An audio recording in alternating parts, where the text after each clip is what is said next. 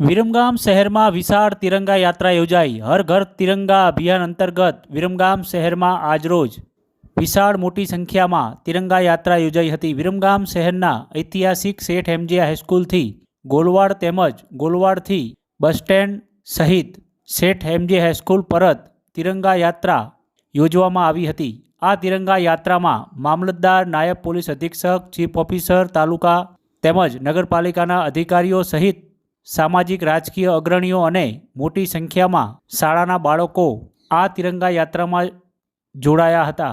ઉલ્લેખનીય છે કે હર ઘર તિરંગા અભિયાન અંતર્ગત ઠેર ઠેર રાષ્ટ્ર દેશભક્તિ માટે લોકો પોતાના ઉત્સાહ બતાવી રહ્યા છે.